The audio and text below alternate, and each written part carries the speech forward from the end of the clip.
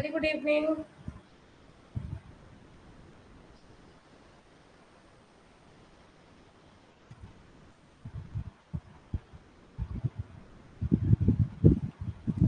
Hello everyone. Very good evening. Voice वगैरह clear है?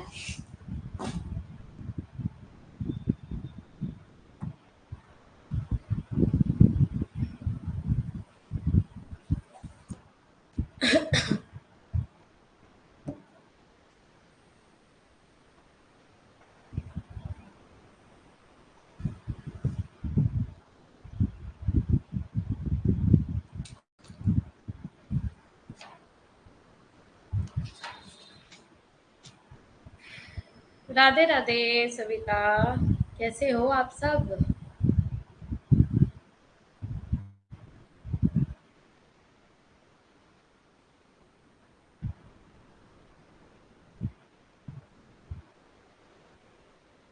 वो एक्चुअली क्लास ही 1-2 मिनट लेट स्टार्ट हुई है ना, इसीलिए नहीं हो रहा होगा। नेटवर्क इशू हो जाता है कभी कभार। मैंने तो आपको बोला है कि थोड़ा सा ना वेट करा करो 10-15 मिनट। कभी हो जाता है ना, नेटवर्क इशू हो जाता है।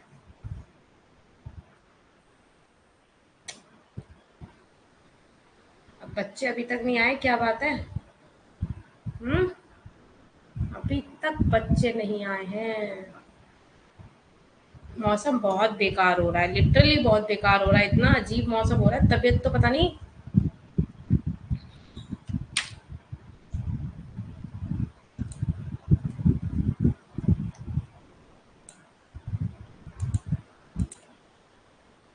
Hello everyone, very good evening to all of you. So here I am Ashishika Gupta, your UGC paper 2 faculty of economics.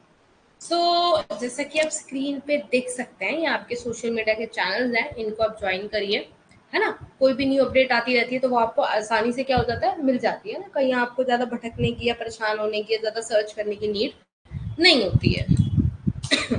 तो अच्छे से कोट के साथ, मोटिवेशन कोट के साथ अपनी क्लास को स्टार्ट करते हैं, है ना।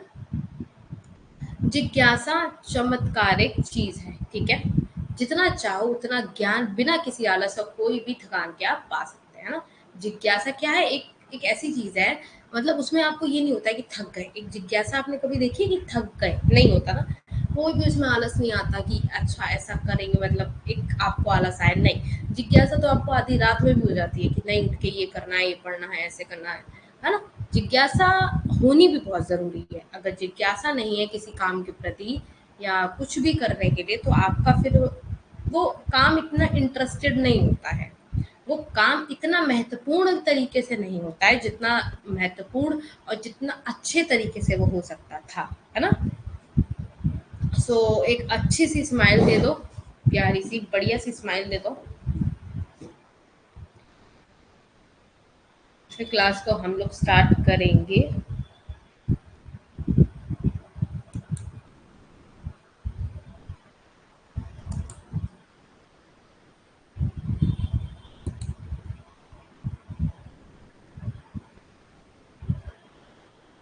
Very good evening. आज वंदना जी भी आ गए क्लास में। Good evening Sahima, Rajalakshmi.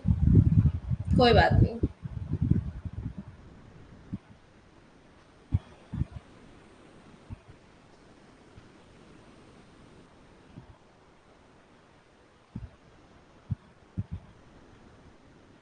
चलो फिर हम लोग स्टार्ट करते हैं। Very good evening. Very good evening.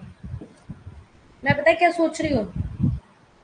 बताओ, आप लोग बताओ मुझे कि मेरा ऐसा मानना है अपना कि क्यों ना मैं आपको स्टेट्स कराना शुरू कर दूँ। स्टेट्स और इकोनोमेट्रिक्स। स्टेट्स और इकोनोमेट्रिक्स का मैं पूरा लेखा झुका आपको सोच रही हूँ करवा दूँ। कैसा रहेगा बताओ?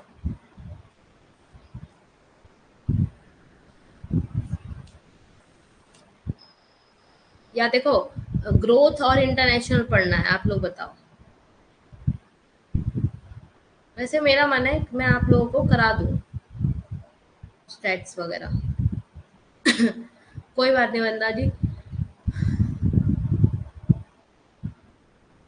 एक्चुअली ना बाद में मेरे पास थोड़ा सा अभी मैं स्टेट्स कराना ज़्यादा ज़रूरी समझ रही हूँ, इंटरनेशनल वगैरह थ्योरेटिकल पार्ट हो जाएगा, है ना? तो मैं सोच रही हूँ स्टेट्स करा देती हूँ आप लोगों को, या फिर इंटरनेशनल कराऊँ?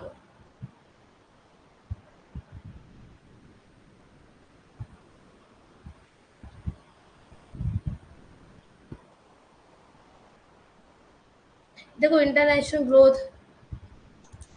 बेटा वीक तो देखो वीक का तो ऐसा है ना, यहाँ पे मैं बेसिक तो आपको नहीं कराऊंगी ना बेटा। आप लोग अग्री कर रहे हो या नहीं कर रहे हो इस बात को मेरे साथ, मुझे बताओ। मेरे पास देखो इतना टाइम मुझे नहीं मिला हुआ है ना? हमें भी एक टाइम पीरियड मिलता है कि आपको उतने टाइम पीरियड में आपको सिलेबस कंप्लीट कराना है ना? ठीक है ना? अब मैं बेसिक तो नहीं करा सकती, ये है कि मैं इतना करा सकती हूँ कि आपको जो क्वेश्चंस हैं बाकी मैं आपको दो चार एग्जांपल्स देके करा सकती हूँ। देखो प्योर पूरा आप यहाँ पे सोचो कि समझने को आपको एक एक चीज मिलेगी तो वो यहाँ पे पॉसिबल नहीं हो पाएगा। बाकी तो देखो मैं करा दूं मेरी साइड से, पर मेरे पास एक टाइम लिमिट है ना। आप समझ रहे होगे इस चीज को, एक टाइम लिमिट है मेरे पास, और जो टाइम लिमिट है वो मुझे, एक मैं उसमें बाउंड हूँ। तो मैं आप लोगों को सिलेबस कंप्लीट कराऊंगी, विद एक्सप्लेनेशन कराऊंगी। आप लोगों को पता है मेरे पढ़ाने का तरीका।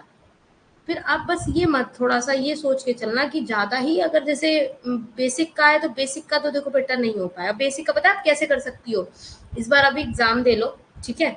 उसके बाद मैं आपको कुछ सजेस्ट करूंगी, आफ्टर एग्जाम कुछ सजेस्ट करूंगी मैं आपको आपके आगे के लिए भी।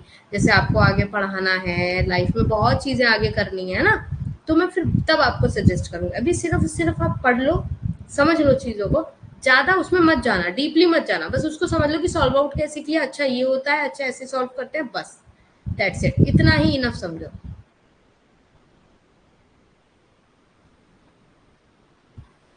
समझ में आया मैं क्या बोल रही हूँ?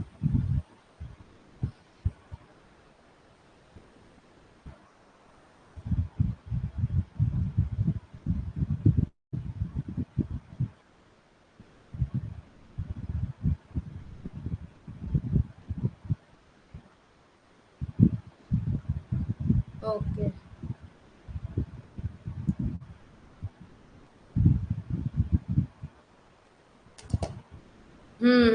11 12 क्लास की बुक से आप कर सकते हो, बट अभी इतना देखो कर पाओ तो कर लेना, बट अभी इतना टाइम देखो मुझे ही पता है आप लोगों के पास जो है वो। हाँ, समझने की कोशिश करना, वो सब समझ में आ जाएगा, उसके लिए आप टेंशन ना लो, उस पर टेंशन ना लो आप, ठीक है?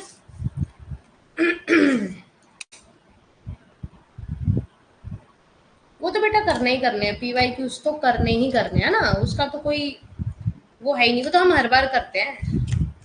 ये थोड़ी ना हम अभी कर रहे हैं, हम तो हर बार ही करते हैं ना। चलो, कहाँ से पढ़ना था बताइए, कौन से टॉपिक से पढ़ना था? आई थिंक तो पब्लिक एक्सपेंडिचर से पढ़ना था आप लोगों को ना, पब्लिक का एक्सपेंडिचर, कि पब्लिक पे कैसे एक्सपेंडिचर करते हैं ना। Public expenditure is the spending of revenue by the state, जो स्टेट के अकॉर्डिंग होता है, इज एन एक्ट जो होता है वो production of public goods and services. The objective of public expenditure is ultimately the betterment of society and increase the wellbeing of the community. जो public expenditure करती है कौन? गवर्नमेंट, या हमारा स्टेट गवर्नमेंट, है ना, local authorities.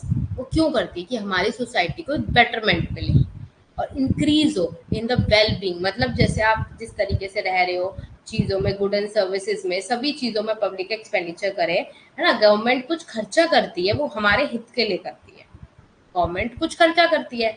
Public expenditure is done by central government, central government के द्वारा पब्लिक एक्सपेंडिचर डन है, state government and local authorities, है ना। अब जैसे आप देख सकते हो, आपको मैंने एग्जांपल पहले भी दिया था कि जैसे खर्चा होता है ना, तो खर्चा मेंटेनेंस भी होता है, बट हम लोग उसको मेंटेनेंस में तो रखते नहीं है। हम लोग सोचते हैं गवर्नमेंट का है, कोई बात नहीं, खराब हो रहा है होने दो, गवर्नमेंट ही करेगी। तो ऐसे कई चीज़ों में ऐसा मतलब कह सकते हो आप, ऐसे एग्जाम्पल्स है जो कि मैंडेटरी है, उनको मेंटेनेंस करना मैंडेटरी हो जाता है, ज़रूरी हो जाता है।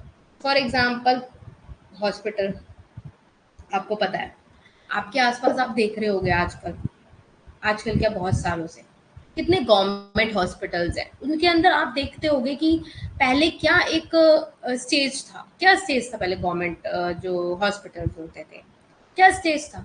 कुछ भी नहीं।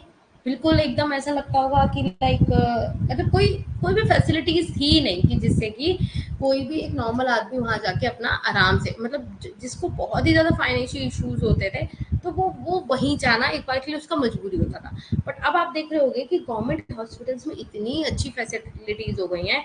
आपका चाहे डॉक्टर्स को ले लीजिए, चाहे आप मेडिसिन को ले लीजिए, टेस्ट को ले लीजिए, है ना, अब बहुत सारी फैसिलिटीज हो गई हैं।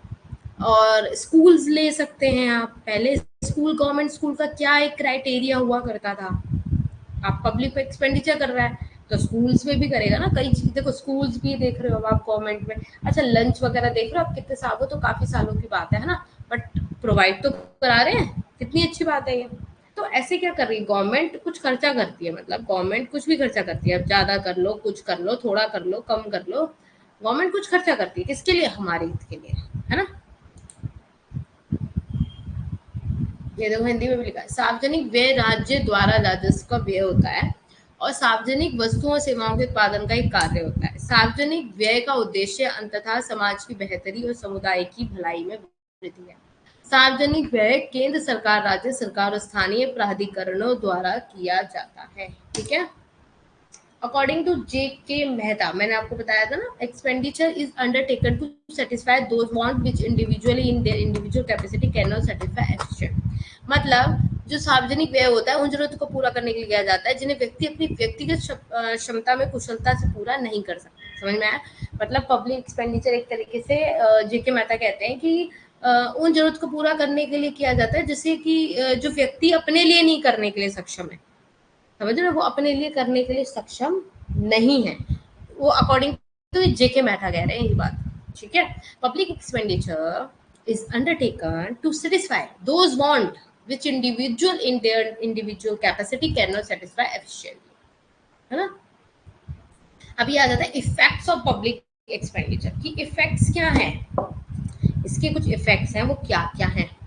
तो डल्टन ने अपनी बुक में टाइटल में पब्लिक फाइनेंस में 1922 में एग्जामिन किया था कि effect of public expenditure on production and distribution and also some other effect पढ़ते हैं। ठीक है। इफेक्ट्स ऑन प्रोडक्शन, प्रोडक्शन के ऊपर क्या इफेक्ट पड़ते हैं, इफेक्ट्स ऑन प्रोडक्शन। ठीक है। अच्छा ठीक है, सबसे पहले ability to work and save and invest. ठीक है। एबिलिटी टू क्या करने के लिए, इफेक्ट्स ऑन प्रोडक्शन हो गया, जैसे आप बोल सकते हो कि आपकी जैसे फॉर एग्जांपल ले सकते हो, प्रोडक्शन करने की कैपेसिटी आपकी बढ़ रही है ना।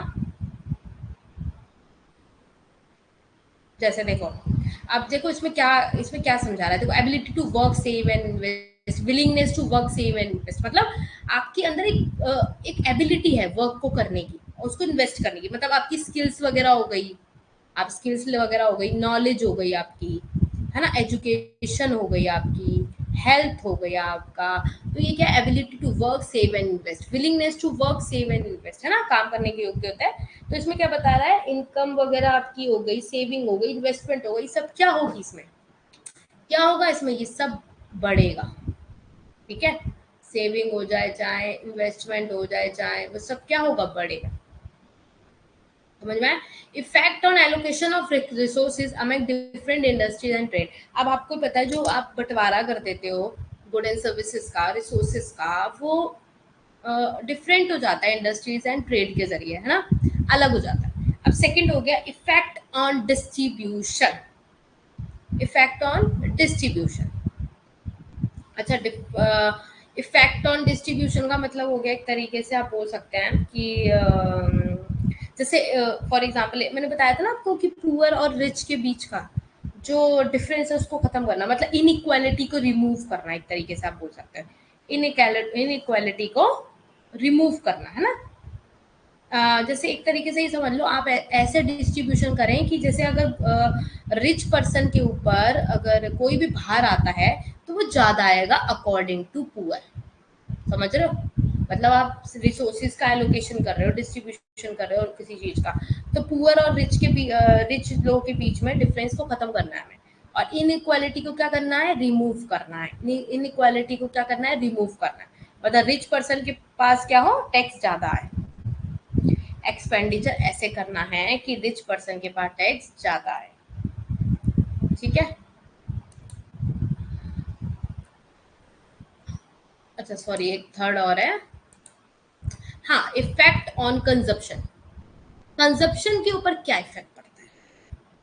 अब देखो, पुअर अगर कंजप्शन को ज्यादा करेगा, ठीक है, डिमांड ज्यादा हो रही है ना, प्रोडक्शन ज्यादा हो रहा है, सप्लाई ज्यादा हो रही है, गुड एंड सर्विसेज ज्यादा हो रहा है, जीडीपी भी हमारा बढ़ेगा, तो इकोनॉमिक जो आप कह सकते हैं, इकोनॉमी में एक तरीके का जो जो भी चल रहा है वो क्या होगा एक तरीके से, मतलब गवर्नमेंट जो एक्सपेंडिचर पे खर्चा करेगी वो पुअर पे ज्यादा करेगी। समझ में आया, वो क्या करेगी, इफेक्ट ऑन कंजप्शन। कंजप्शन का इफेक्ट क्या है पुअर के ऊपर, कि सब चीज उसको ज्यादा मिल रही है, कंजप्शन ज्यादा कर रहा है, फिर डिमांड ज्यादा कर रहा है, प्रोडक्शन ज्यादा कर रहा है, सप्लाई ज्यादा हो रही है, it's mean government expenditure poor पे ज्यादा कर रही है, तो उसको क्या होगा, उसको फायदा होगा। मतलब इफेक्ट क्या पड़ रहा है इसमें, बता रहे हैं कि जो पब्लिक एक्सपेंडिचर कर रहे हैं, पब्लिक एक्सपेंडिचर पे जो खर्चा कर रहा है, सरकार कर रही है, उस पर क्या इफेक्ट पड़ रहा है, ठीक है, उस पर क्या इफेक्ट पड़ रहा है। तो इफेक्ट ऑन इकोनॉमिक स्टेबिलिटी, ठीक है, इकोनॉमिक स्टेबिलिटी, ठीक है। अब जैसे रिसेशन वगैरह हो गया, इन्फ्लेशन वाला हो गया, डिफ्लेशन हो गया, फ्लक्चुएशन हो गया, ये सब चीजें नहीं होनी चाहिए, है ना, मतलब इनको नहीं होना चाहिए। इन्फ्लेशन बढ़ेगा तो गुड एंड सर्विसेज के प्राइसेस बढ़ेंगे ना। समझ में आया, पहले अगर मान लो मतलब जैसे पेन, फॉर एग्जांपल पेन ले लो, पहले 10 रुपए का मिलता था, तो वो 20 रुपए का मिलेगा ना, डिमांड बढ़ेगी, और सप्लाई और डिमांड क्या होगी, इक्वल हो जाएगी एक तरीके से, प्राइस ज्यादा नहीं बढ़ाएगी वो, क्यों, क्योंकि अगर सप्लाई कम होती है तो डिमांड बढ़ेगी। समझ में आया, अगर उस चीज की सप्लाई कम होती है तो क्या है, तब डिमांड बढ़ेगी ना, तो इसलिए कहते हैं डिमांड बढ़ेगी तो उससे सप्लाई भी क्या होगी, हमारी डिमांड इक्वल हो जाएगी, तो प्राइस क्या होगा, ज्यादा नहीं बढ़ेगा। जब इक्वल हो जाएगी तो, अगर सप्लाई कम होती है तब डिमांड क्या होती है, बढ़ती है, ठीक है। तो इकोनॉमिक स्टेबिलिटी करनी है हमें, इकोनॉमी को क्या करना है, स्टेबल करना है।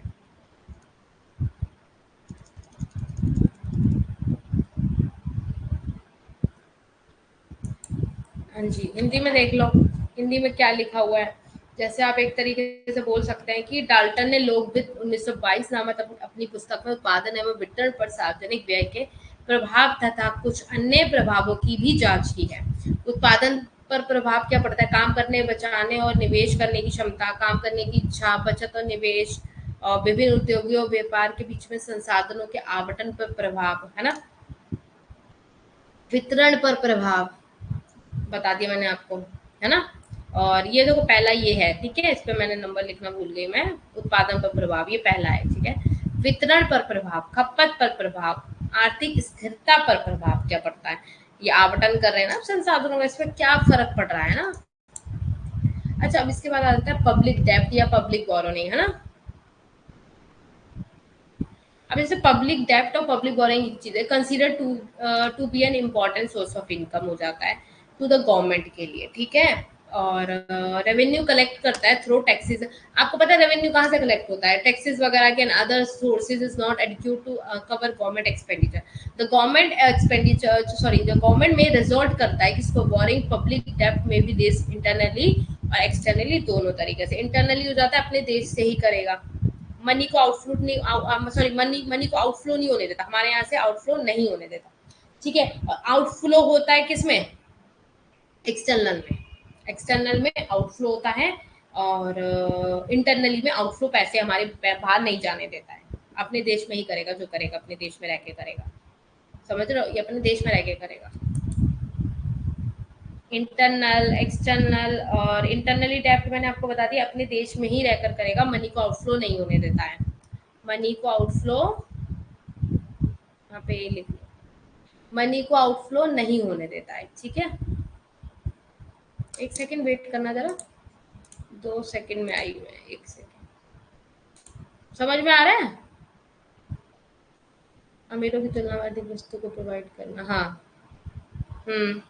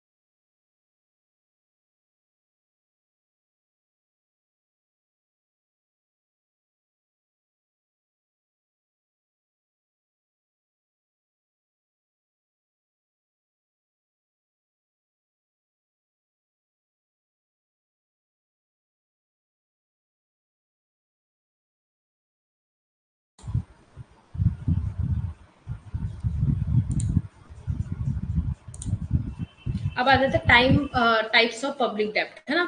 इंटरनल डेप्ट में पता चल गया, अपने देश से ही आप करोगे, मनी को आउटफ्लो नहीं होने देते। इंटरनली में क्या करते हो आप, लिख लो यहाँ पे, मनी को आउटफ्लो नहीं होने देते, मनी को आउटफ्लो नहीं होने देते, ठीक है। और एक्सटर्नल में क्या होगा, आउटफ्लो होगा पैसा, आउटफ्लो होगा पैसा, है ना, आउटफ्लो होता है। अब मनी आउटफ्लो यहाँ लिख लो, मनी आउटफ्लो होता है, ठीक है। और उसकी वजह से क्या होगा, मनी अगर आउटफ्लो होगा तो उसकी वजह से इंटरेस्ट रेट क्या हो जाएगा, हाई हो जाएगा। इंटरेस्ट रेट क्या होगा हमारा, हाई हो जाएगा। और वॉलेंट्री एंड कंपल्सरी डेप्ट जो होता है, वॉलेंट्री और कंपल्सरी वाले डेप्ट की बात हो रही है, ठीक है। इसमें एक तरीके से आप देख सकते हैं, इसमें बहुत कम होता है, मतलब आप देख सकते हैं रेयर फिनोमिनन कहते हैं ना, जिससे बहुत कम चांसेस है, रेयर फिनोमिनन हो गया एक तरीके से, ठीक है। मतलब आपके बॉन्ड्स वगैरह पे आपको रेट ऑफ इंटरेस्ट वगैरह मिलेगा। फॉर एग्जांपल जैसे आप देख लो, जैसे ट्रेजरी बिल को होता है, ट्रेजरी बिल होता है, ट्रेजरी बिल होता है, उसके अंदर आपको 3 टाइप का होता है वो, ठीक है। और उसमें जैसे मैच्योरिटी पीरियड होता है, आपका एक टाइम होता है, जैसे 91 डेज, 180 डेज, 360 डेज ऐसे होता है, ठीक है। इसमें डिस्काउंट मिलता है, ट्रेजरी बिल में क्या मिलता है, आपको डिस्काउंट मिलता है।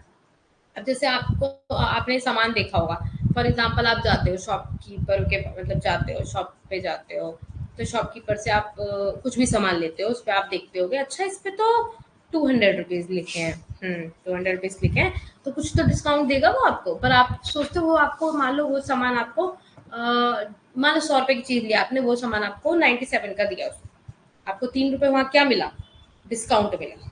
ये रेयर फिनोमिनन होता है, ठीक है। जरूरी नहीं है कि वो दे आपको, ये रेयर होता है, कम होता है फिनोमिनन। तो दैट्स व्हाई देखो, आप तो देखो शॉप पे जाते हो, सब चीजें देखते हो ना, आप कभी कभार देखते हो एग्जैक्ट प्राइस पे ही सामान देगा वो आपको, एग्जैक्ट प्राइस पे ही क्या देगा, सामान देगा।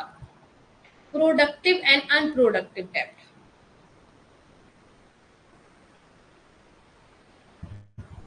अब देखो प्रोडक्टिव एंड अनप्रोडक्टिव डेप्ट, मतलब जैसे आप बोल सकते हो, जैसे मान लो इसमें आगे, जैसे आप जैसे असिस्ट वगैरह करते हो, जैसे कोई जैसे प्रोडक्टिव आपका डेप में आ जाएगा, जैसे कोई असिस्ट वगैरह हो गया ना, बॉन्ड्स वगैरह हो गए, सब क्या कर रहे हो आप, क्रिएट कर रहे हो, बना रहे हो उनको, जिससे कि क्या हो, वैसे प्रोडक्टिव हो ये चीज हमारे लिए, समझ के, प्रोडक्टिव हमारे लिए यूजफुल हो। अनप्रोडक्टिव डेप में जैसे कि आपको, आपकी हेल्थ से रिलेटेड, आपकी कोई भी गवर्नमेंट एक्सपेंडिचर कर रही है, आपका कोई भी सुरक्षा को लेकर उस पर खर्च करना, तो ये अनप्रोडक्टिव डेप में आ जाएगा, अनप्रोडक्टिव डेप्ट में आ जाएगा, ठीक है। Short term, medium term and long, जो आपका लोन आप लेते हैं, short term, medium term and loan, तो टर्म डेप्ट होता है, इसमें ट्रेजरी बिल वगैरह आ जाता है, वो जो मैंने आपको पहले समझाया वो भी इसी में आ जाता है, ठीक है। जैसे अब वही डिस्काउंट बता दिया, कैसे क्या आपको मिल रहा है, वॉलेंट्री, अब वॉलेंट्री आपको पता है, चांद मतलब ये नहीं है कि आपको मिलेगा ही मिलेगा। अब आता है रिडीमेबल एंड इररिडीमेबल डेब्ट। इसमें क्या होता है, इसमें एक तरीके का कूपन होता है, जैसे आपको पता है ना, जैसे अब आपको ना पता है कई चीजों में आपको कूपन निकल जाता है, तो आप बड़े खुश हो जाते हैं, अरे मुझे तो इतना ऑफर मिला, अरे मुझे तो ये मिला।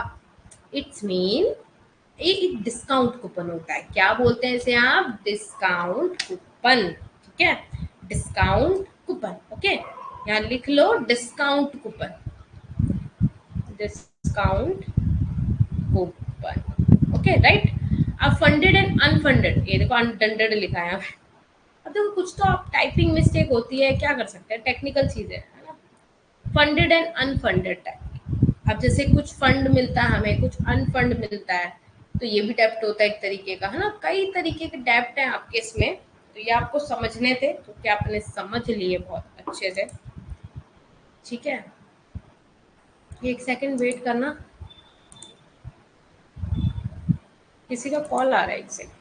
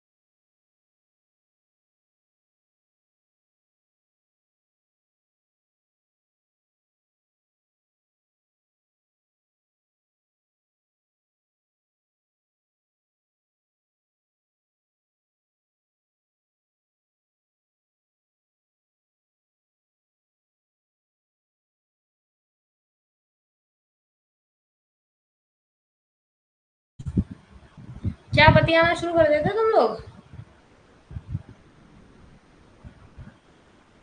अरे क्या हो गया राजलक्ष्मी? हम लोगों से बात कौन पसंद नहीं करता है? हाँ, बोथ लैंग्वेज होता है, ठीक है? बोथ लैंग्वेज होता है। उसका आप टेंशन मत लीजिए, आपकी दोनों लैंग्वेज होगी। बस आपको क्लिक करना होगा और आपका टाइम भी आ रहा होगा उसमें, और बाकी आपके क्वेश्चंस आ रहे होंगे। ग्रीन उन पे आता है जो आपका कर लिया होता है ना? रेड उस पे आता है जो आपने नहीं किया होता है। एग्जाम कोई दे चुका है, नहीं दे चुका है ऑनलाइन अभी तक? क्यों, ऑनलाइन किस किस ने एग्जाम दिया है?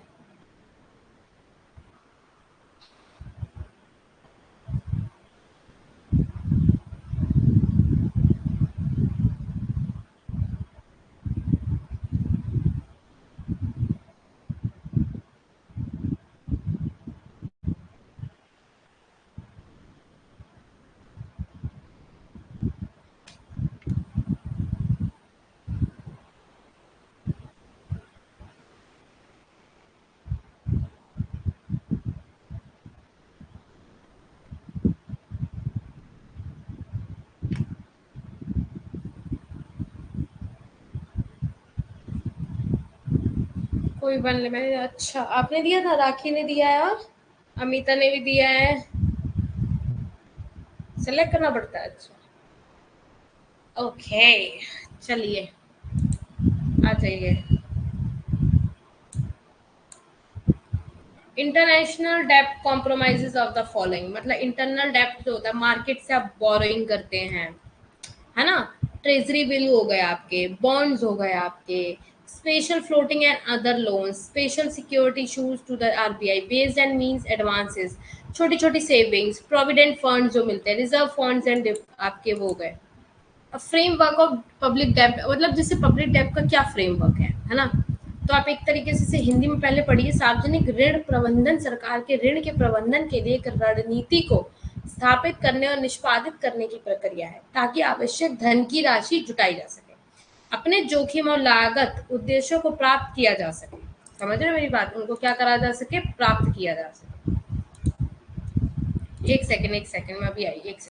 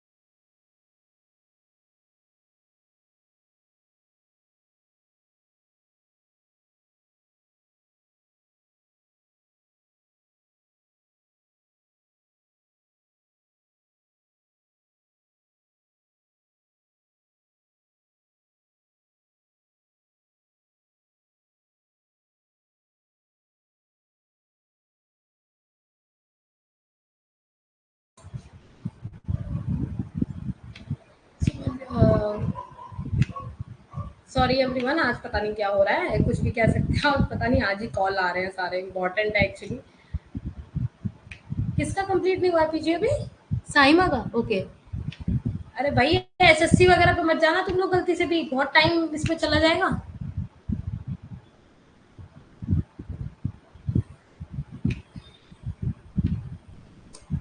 एसएससी वगैरह भी मत दो, ठीक है, इसमें बहुत टाइम जाता है बेटा, और ये लाइन बहुत अलग हो गई आपकी। बाकी आप लोग अगर इतना आउटपुट दे सकते हो इट्स ओके, पता नहीं कहाँ कहाँ से कौन कौन ज्ञान देता रहता है तुम्हें ये।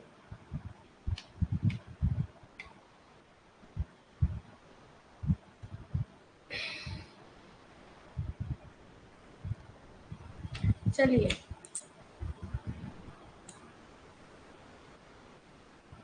और सरकार के किसी भी अन्य ऋण के लिए क्या बताया लक्ष्य को पूरा किया जा सके, जैसे कि सरकारी प्रतिभूतियों के लिए कुशल बाजार विकसित करना और बनाए रखना ना।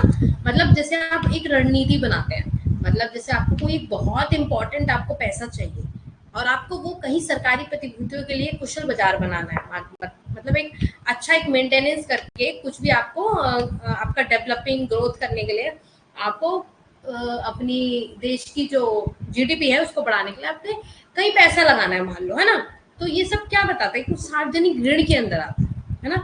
अब जैसे इसमें various method of repayment of property, अब रीपेमेंट मतलब उसको रीपेमेंट करने के लिए रेपुडिएशन हो जाएगा, रिफंडिंग हो जाएगा, कन्वर्जन हो जाएगा, रिफंडिंग हो जाएगा और रूपांतरण हो जाएगा, है ना। रिडेम्पशन मतलब sinking fund, surplus revenue, terminal annuities, capital levy, है ना। सेकंड फंड अधिशेष राजस्व, टर्मिनल वार्षिकियों, पूंजी लेवी।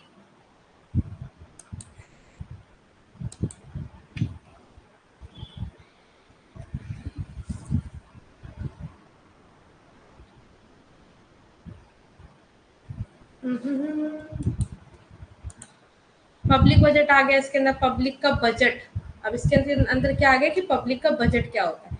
ऑफ कोर्स पब्लिक का बजट हमारा बजट हो गया, अब हम लोग बजट जिस अकॉर्डिंग चलाएंगे, आपको बताया था ना, गवर्नमेंट रेवेन्यू करता है, गवर्नमेंट खर्चा करता है, एक्सपेंडिचर करता है ना। तो पब्लिक का बजट हमारा बजट हो गया भाई, है ना। The government budget is an annual financial statement हो जाती है आपकी फाइनल, मतलब समझो बजट आता है पूरे साल का आपका, तो शोइंग आइटम वाइज एस्टिमेट कर दिया जाता है, उसको एक नाप दे दिया जाता है, उसको एक मेजरमेंट कर दिया जाता है, expective revenue and anticipated expenditure during a fiscal year, okay.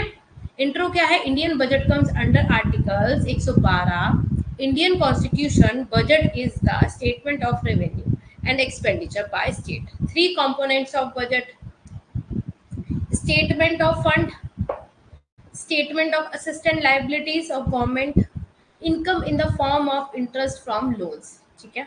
मतलब आपका जो फंड मिल रहा है, स्टेटमेंट है जो उसकी फंड मिल रही है, तो उसको कैसे कंपोनेंट कैसे बांटते हो, ऑफ कोर्स जैसे हमें उसका राइवल होगा, जैसे हमारा यूज होगा उस अकॉर्डिंग हम उसको करेंगे। तो ये फंड की स्टेटमेंट आप कैसे देते हो, कितना चाहिए आपको।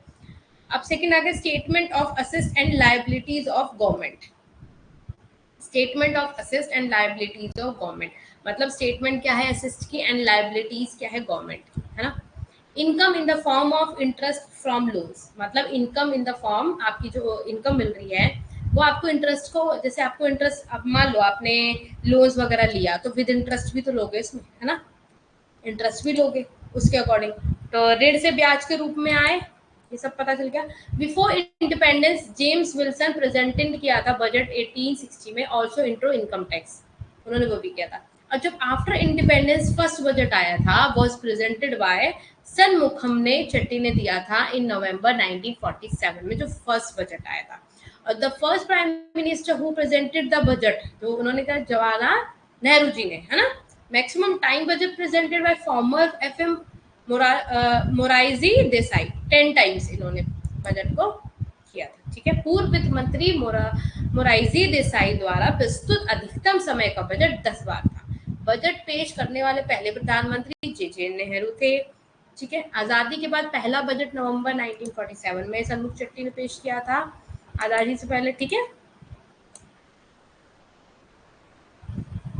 हो गई हमारे, खत्म हो गया। चलिए फिर आप हम लोग कल मिलते हैं, ठीक है।